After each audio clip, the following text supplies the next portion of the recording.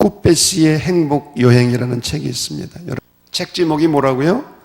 꾸빼시의 행복 여행. 이 책은 아주 얇은 책인데 프랑스의 정신과 의사가 쓴 책입니다. 이 프랑스와 르르로르라고 하는 이 의사는 꾸빼라고 하는 주인공을 통해서 자기 이야기를 하는 거예요. 자기 이야기. 무슨 이야기냐?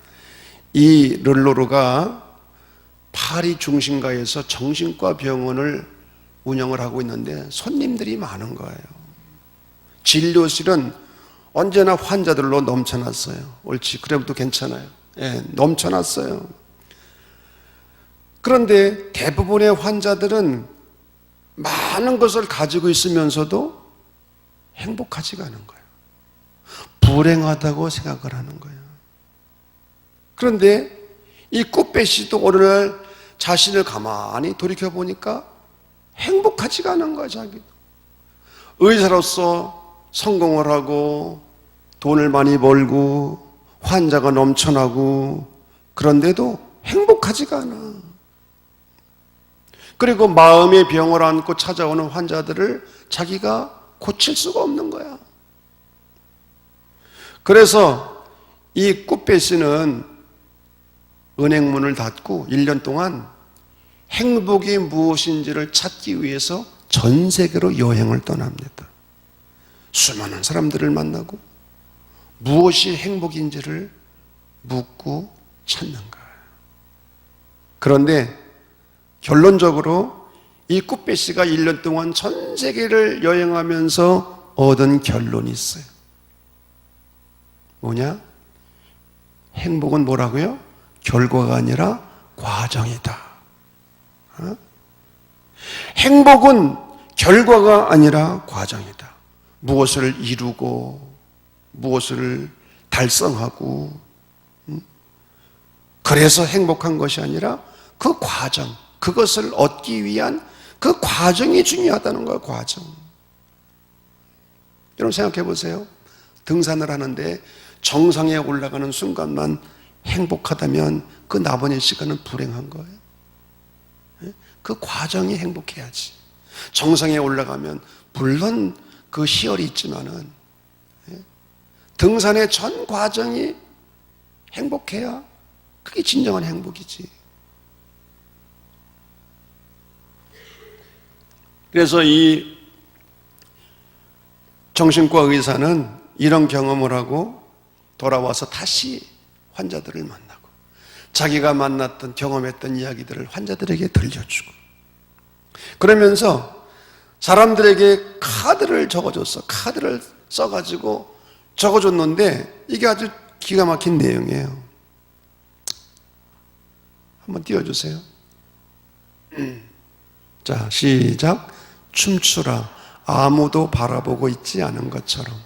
사랑하라. 한 번도 상처받지 않은 것처럼. 그 다음. 노래하라. 아무도 듣고 있지 않은 것처럼. 살라. 오늘이 마지막인 것처럼. 자, 춤추라. 어떻게? 아무도 바라보고 있지 않는 것처럼. 우리가 춤추려면 쑥스럽잖아. 그래 안 그래요? 저는 다른 거 다 잘하는데 춤은 못 추겠어. 이게 쑥스럽고. 근데 아무도 바라보지 않는 것처럼 춤추라는 거예요. 사랑하라. 사실 사랑하면 상처도 받거든. 그러나 한 번도 상처받지 않은 것처럼 사랑하라는 거예요. 노래하라. 아무도 듣고 있지 않은 것처럼. 노래하려면 쑥스럽거든. 우리 트리니티처럼 목소리가 고우면 괜찮겠지만 쑥스럽거든. 용기가 없거든. 근데 아무도 듣고 있지 않은 것처럼 자신 있게 노래하라는 거예요. 살라. 어떻게? 오늘이 마지막인 것처럼. 여러분 그런 말이 있죠? 가장 비싼 금이 무슨 금이라고? 지금, now. 가장 비싼 금. 가장 중요한 사람이 누구라고요? 옆에 있는 사람, 내 옆에 있는 사람. 응? 가장 중요한 일이 어떤 일이라고요? 내 옆에 있는 사람을 사랑하는 일. 그게 가장 중요한 일이래. 여러분, 행복은 절대로 멀리 있는 게 아니더라고.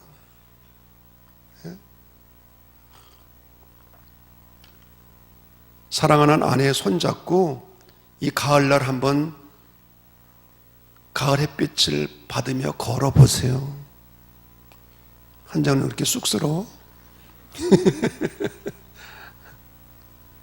손잡고 얼마나 행복한지 몰라. 물론 저는 집사람이 쓰러졌다가 다시 일어나서 더 그렇겠지. 더 그렇겠지.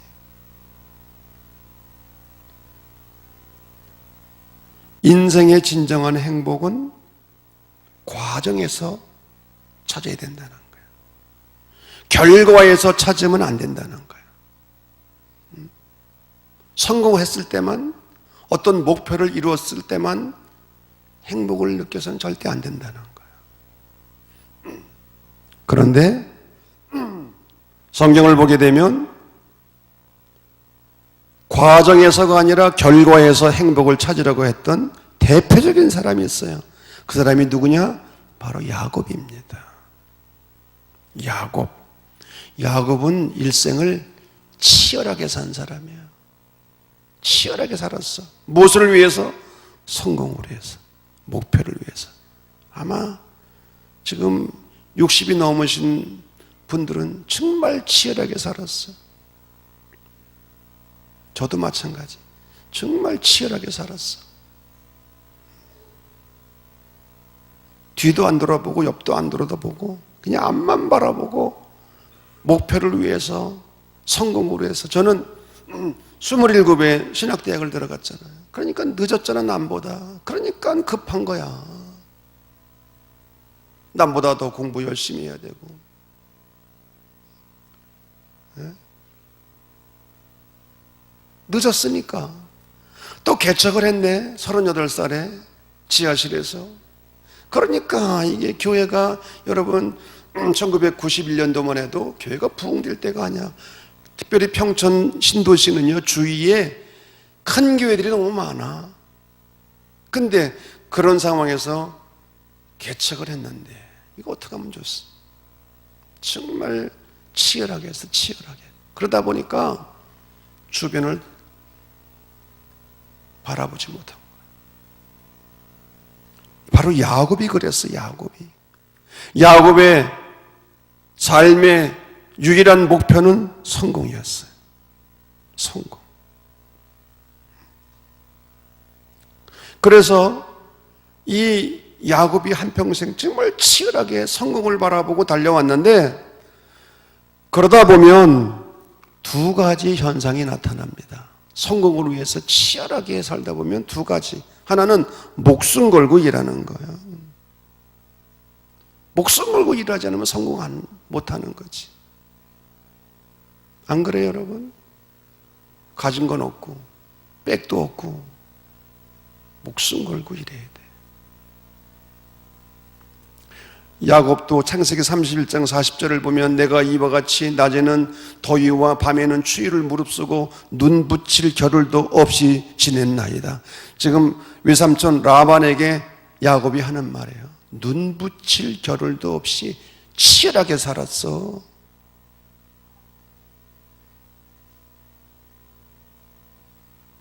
또 하나 문제가 뭐냐? 성공을 목표로 사는 사람들은 관계가 깨어지기 쉬워. 관계가. 왜? 주변을 돌아볼 여유가 없으니까. 경쟁적인 관계가 되는 거예요. 왜? 남을 짓눌러야 내가 올라가지, 솔직히 말해서. 야곱 보세요. 형과 얼마나 경쟁을 합니까? 형이 장자로 있는 한 자기에게 돌아올 축복이 없다고 생각을 한 거예요. 그래서 교묘한 방법으로 장자권을 가로채고 눈먼 아버지를 속이고 형의 장자권을 가로채잖아요. 그 일로 어떤 일이 벌어졌습니까? 가정이 풍비박산이 돼요. 풍비박산. 가정이 완전히 깨어져 버렸어요. 여러분 생각해 보세요. 네. 아버지와의 관계도 깨지고 형과의 관계도 깨지고, 형이 자기 동생을 죽이려고 했잖아. 그러니까 도망을 친 거 아니야. 20년 만에 야곱이 고향으로 돌아왔는데 부모는 다 죽고 없었어요. 여러분, 20년 동안 부모 얼굴 한 번 못 보고 일만 하고 성공을 했다면 그게 성공입니까? 그게 행복입니까?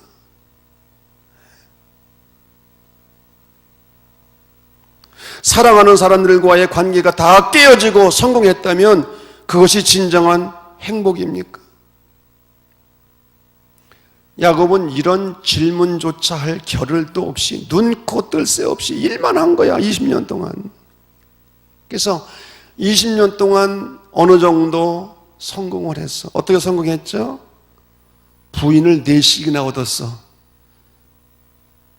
아멘을 안 하죠.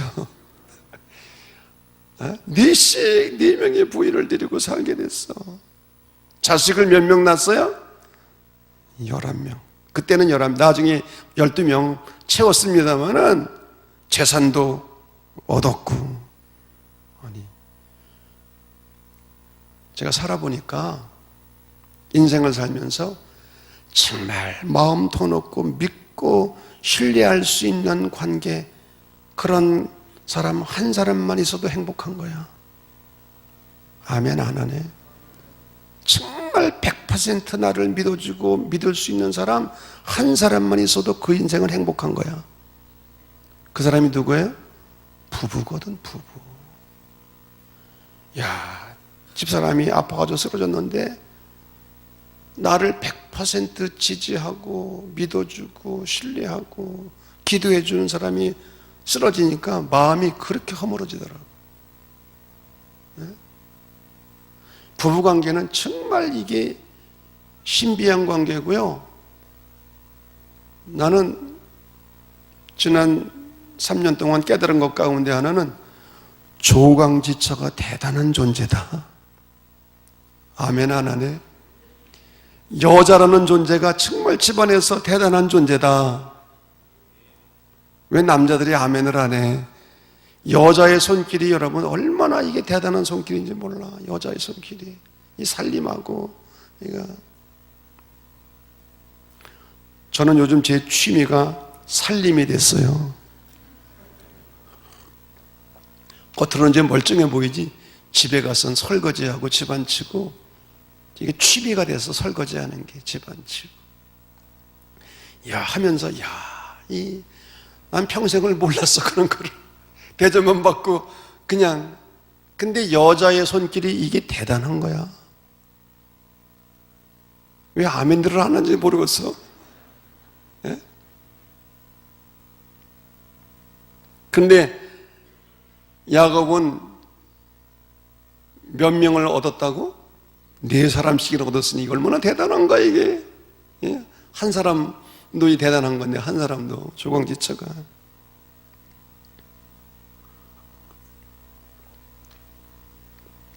근데 여러분 이 야곱이 고향으로 돌아가게 되잖아요. 고향 40이 돼가지고 나이 40이 돼가지고 더 이상 거기서 있을 수가 없는 거야. 그래서 고향으로 돌아가는데 고향으로 야복강을 건너게 됩니다. 야복강. 근데 마음이 편치가 않은 거야. 고향으로 가야 되는데 왜? 자기가 한 짓 때문에 아버지를 속이고 형의 축복권을 가로치우고 도망을 쳤잖아. 형은 400명의 군사를 거느리고 있어요. 근데 형이 자기를 꼭 죽일 것 같아. 죽일 것 같아. 위기의식을 느낀 거예요. 그래서 야곱은 야복강 앞에서 자기 소유물을 3분대로 나눕니다. 1분대에는 형의 환심을 사기 위한 뇌물을 준비하고 2분대는 가축들과 종들, 3분대는 아내와 자식들을 보내고 자기는 야복 나루터에 혼자 있게 된 거예요. 창세기 32장 24절 중요합니다. 야곱은 홀로 남았더니 야곱은 비로소 여기서 자기와 소유를 분리하는 거예요. 자기가 가지고 있던 소유와 자신을 분리시키는, 대부분의 사람들은 소유가 자기인 줄 알아. 자기가 가지고 있는 게 자기인 줄 알아. 근데 절대로 그렇지 않아. 소유와 나는 달라. 야곱은 비로소 자기의 소유와 자기를 분리시켜 홀로 남아있는 시간을 갖게 돼요. 지금까지 야곱은 홀로 있어 본 적이 없어요. 어릴 때는 부모와 함께 있었고, 젊었을 때는 일과 함께 있었고, 어른이 된 후에는 아내와 자식들과 함께 있었어요. 그런데 그는 야복강에서 처음으로 홀로 있게 된 거예요. 그런데 야복이라는 말이 재미가 있습니다.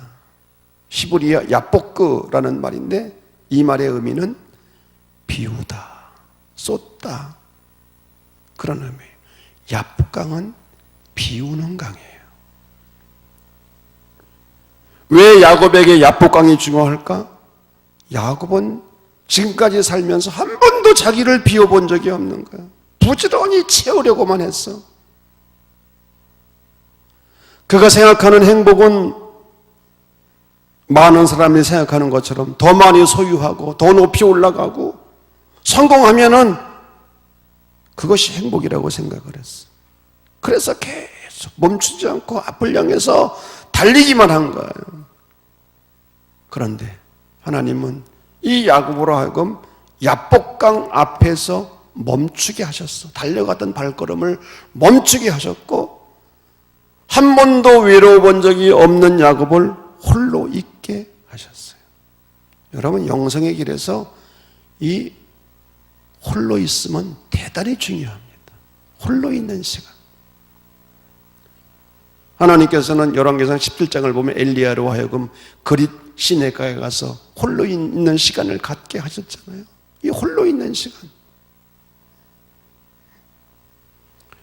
야곱은 홀로 있으면서 처음으로 아까도 말했습니다마는 자기와 소유를 분리시켜요. 소유와 자기가 다르다는 걸 알아요. 20세기를 풍미했던 유대인 정신분석학자 에리 프롬은 현대인들을 파멸로 몰고 가는 원인이 한마디로 소유욕에 있다고 말했어요. 소유욕. 야곱의 가정이 파탄난 것도 부모인 이삭과 리브가 두 형제인 에서와 야곱의 소유욕 때문이었어요. 현대 가정의 위기도 소유욕 때문이에요. 국내나 국내 정치, 국제 정치 밑바닥에 있는 것도 더 많이 가지려는 소유에게서 오는 싸움이에요. 제가 아는 어느 가정이 있어요. 형제끼리 명절날 쳐다보지도 않아. 왜 그런지 알아요? 부모 유산 때문에.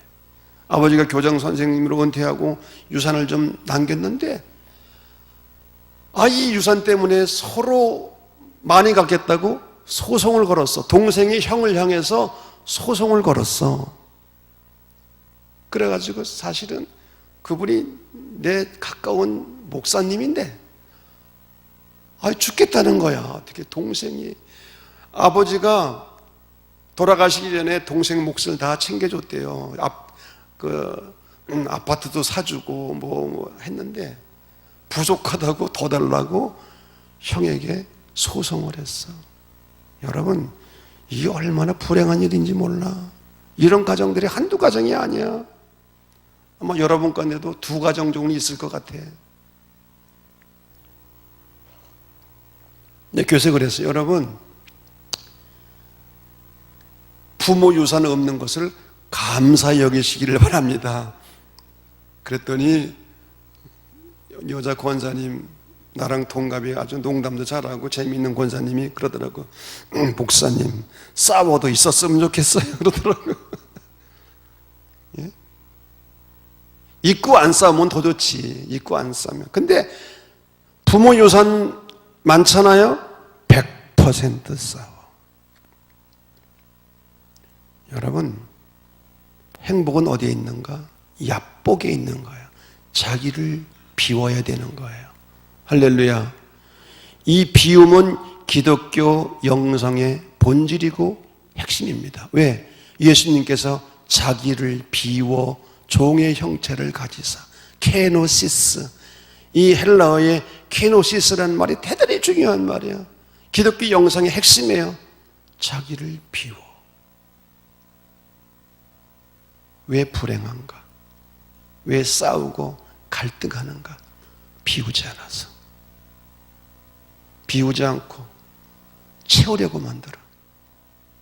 여러분, 행복은 자기 비움에 있습니다. 아멘 안에도 있습니다. 비우기가 싫어요? 손해나는 것 같아? 아니에요. 기독교 영성의 본질은 자기 비움이에요. 예수님께서 당신을 비우셔서 하나님과 동등됨을 포기하시고 가장 낮은 곳으로 내려오셨잖아요. 자기 비움이 곧 하나님께로 가는 길입니다. 저는 지금 중요한 얘기하는 거예요. 기독교 영성의 본질을 얘기하고 있는 거예요. 기독교 신앙은 역설적인데 비움으로 채워지고 죽음으로 살고 낮아짐으로 높아지고. 여러분, 낮아질 때 높아지는 거야. 나를 비울 때 오히려 채워지는 거예요. 내가 죽을 때 사는 거예요. 내가 죽어야 새 사람으로 거듭나고 우리 육신이 죽어야 신령한 몸으로 부활하는 거예요. 이게 기독교 진리의 핵심이야. 근데 비우려고 하지 않아. 여러분, 얕복은 비우는 장소입니다. 비워야 돼요. 두 번째,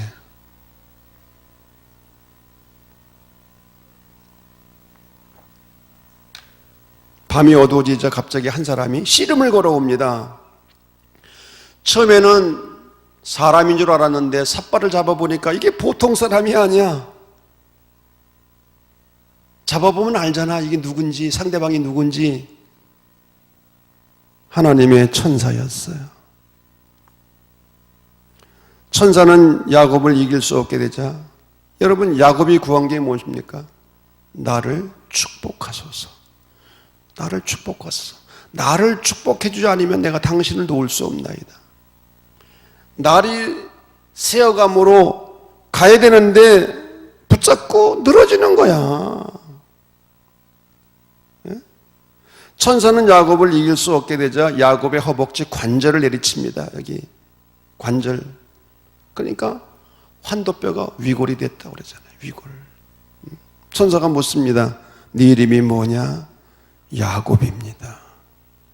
네 이름을 다시는 야곱이라 부르지 말고 이스라엘이라 부르리라. 이는 내가 하나님과 겨루어 이겼습니다. 내가 누구냐? 내 이름이 누구냐?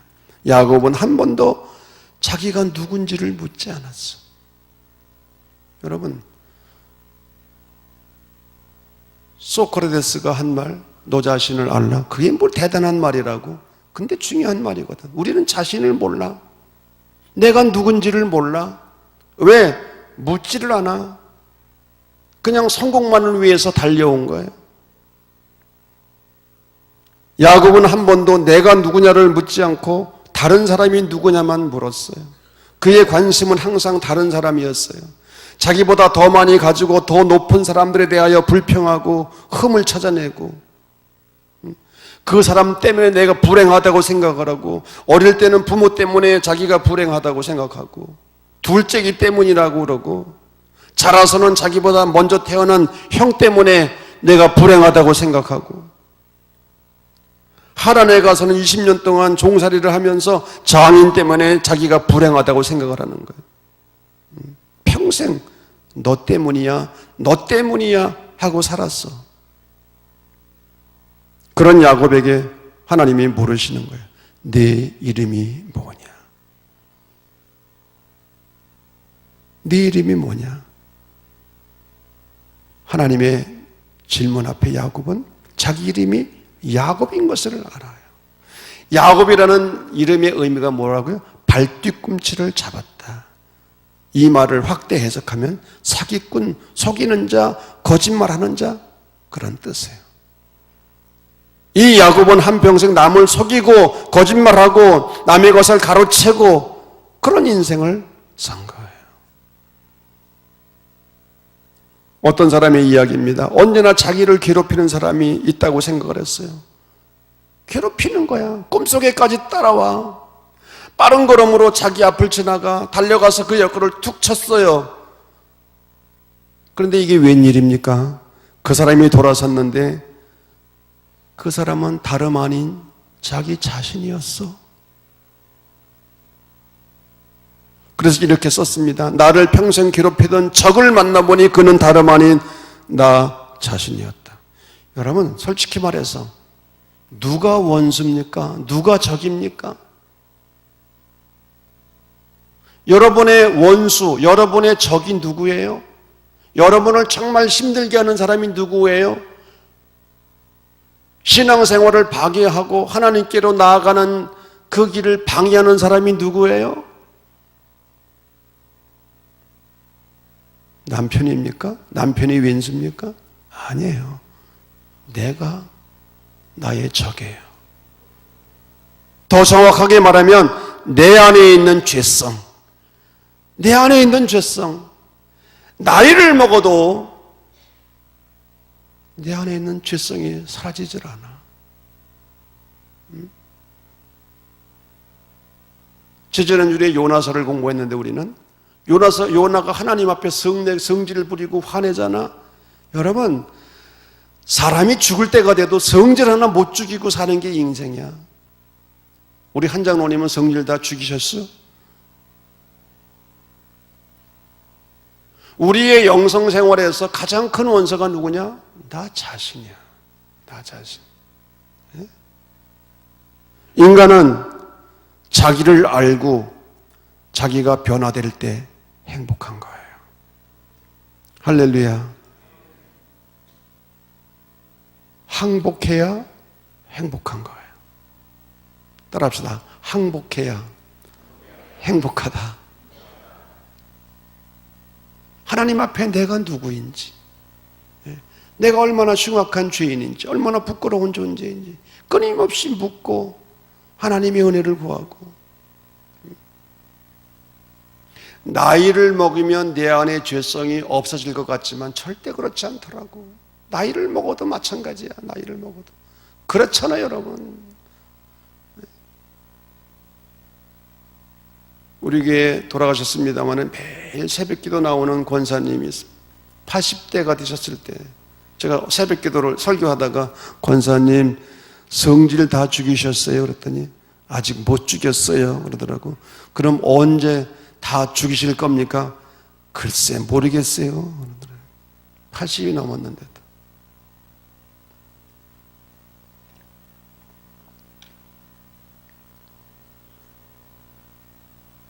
하나님과 겨루어 이겼다. 사실은 야곱이 이긴 겁니까? 하나님이 져주신 겁니까? 할아버지하고 손자하고 싸우면 누가 이겨요? 손자를 이기려는 할아버지가 있다면 망령된 사람이야. 부모하고 자식하고 싸우면 누가 이겨요? 자식을 꺾으려는 부모는 아직 철이 덜 난 사람이야. 나는 목사님들 보래. 목사가 교인들과 싸워서 이기려고 하는 사람이 있다면 그 사람은 정신 나간 사람이다. 김천호 목사님. 아니 어떻게 목사가 교인들과 싸워서 이기려고 그래. 져야지. 목사는 지는 사람이야. 아멘을 안 하네. 목사님이 졌으니까 여기까지 왔지. 교인들 꺾으려고 그랬으면 여기까지 왔겠어? 목사는 절대로 이기려는 사람이 아니에요. 그러면 안 돼. 왜? 하나님도 야곱에게 져 주셨어. 여러분, 져 주기 바랍니다.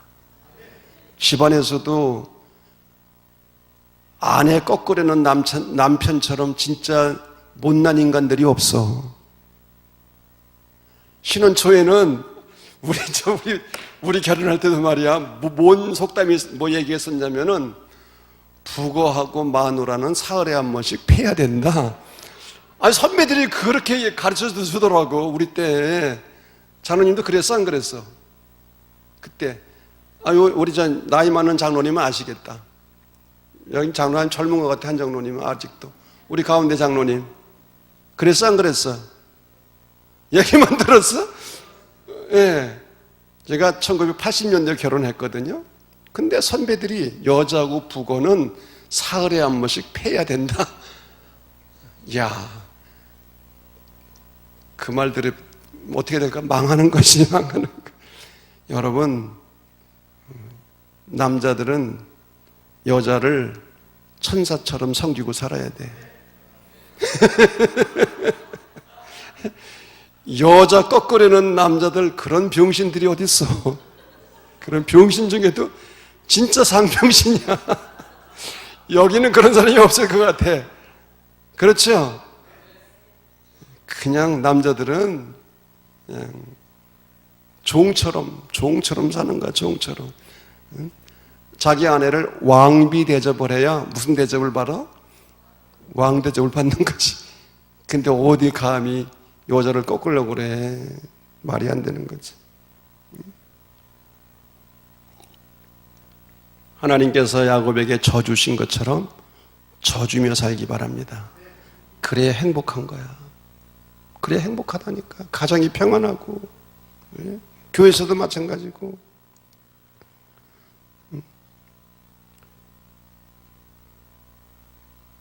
야곱이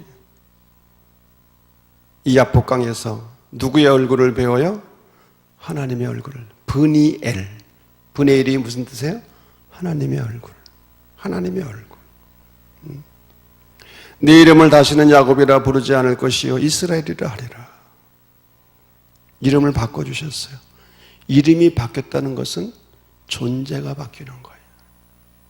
구약성경에서 이름은 그 사람의 본질이고 정체예요.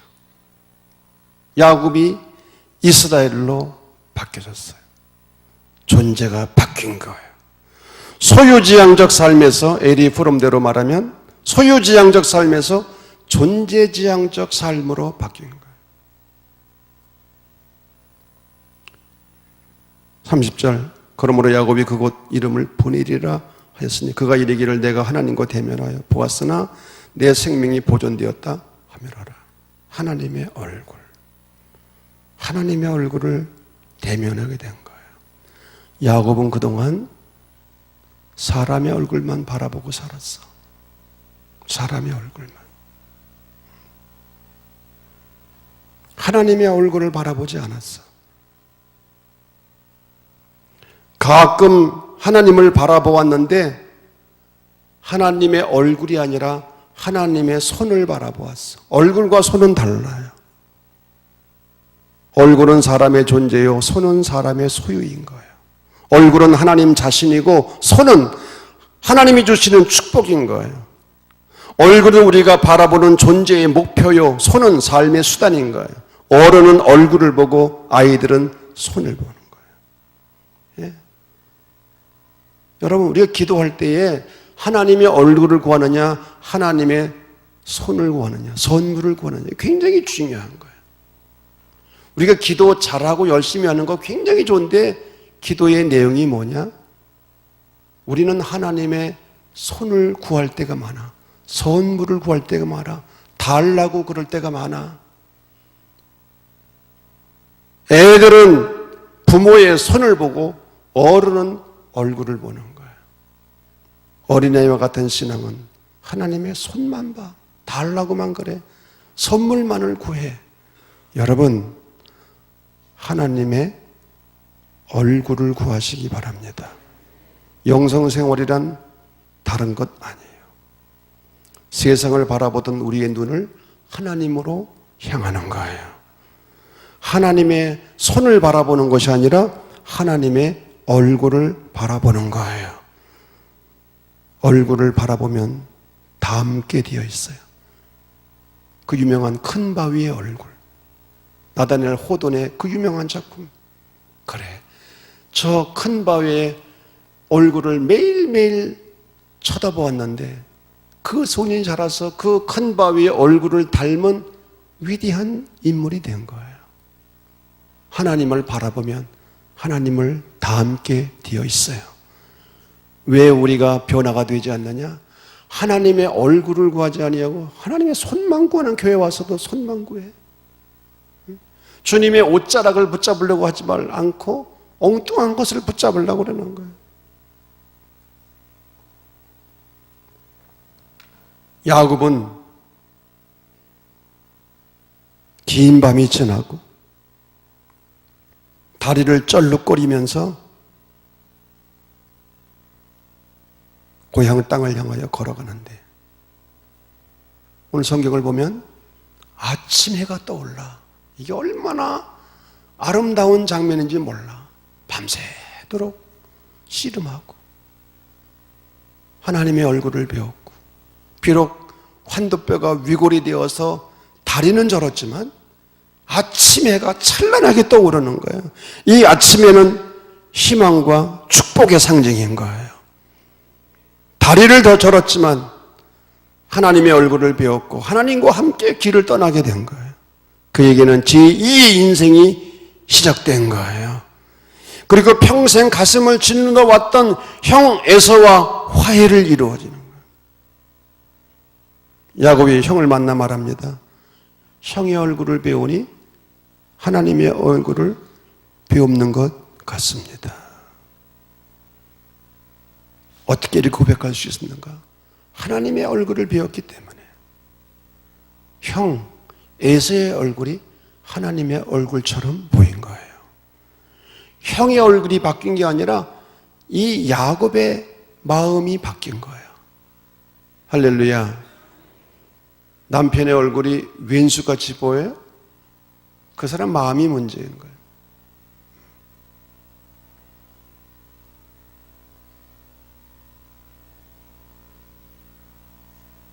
야곱은 인간적으로는 아주 약삭 빠르고 정말 남 속이기 잘하고 간사하고 그런 것 같지만 이 야복강에서 완전히 새로운 존재가 되는 거예요.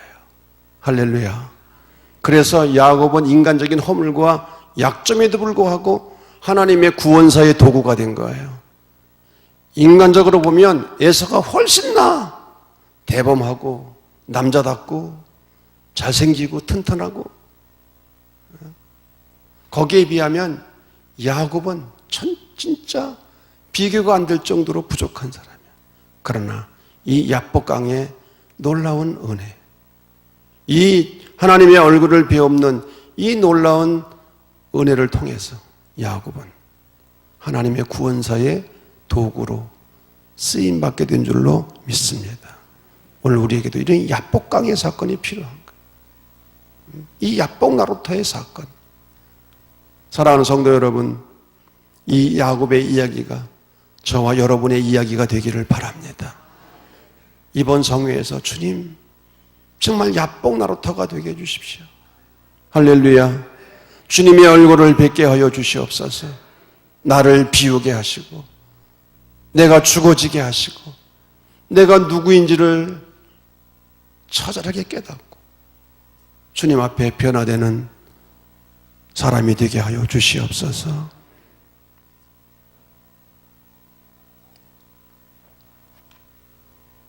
그 다음 파워포인트 띄워보세요. 어거스틴 유명한 분이죠. 기독교 역사에서 정말 위대한 분인데 저분이 한 말 한번 다 같이 읽어볼까요? 시작. 위풍당당하게 불의의 길을 걸어가는 것보다 쩔뚝거리며 의의 길을 걸어가는 것이 축복이다. 아멘. 위풍당당하게 불의의 길을 가면 뭐합니까? 쩔뚝거리더라도, 야곱처럼 쩔뚝거리더라도 의의 길을 걸어가는 것, 이게 은혜요 축복인 줄로 믿습니다. 여러분은 어떤 사람입니까? 수단과 방법을 가리지 않고 성공하려고 합니까? 행복을 과정에 둡니까? 결과에 둡니까? 야복강에서 자기를 비우려고 합니까? 하나님의 얼굴을 뵙고 닮아가려고 합니까? 결과입니까? 과정입니까? 성공입니까? 성화입니까? 행복입니까? 거룩입니까? 비록 다리는 절지만 주님과 동행하면서 주의 길, 의의 길을 걸어가는 성도 되기를 주의 이름으로 간절히 축원합니다.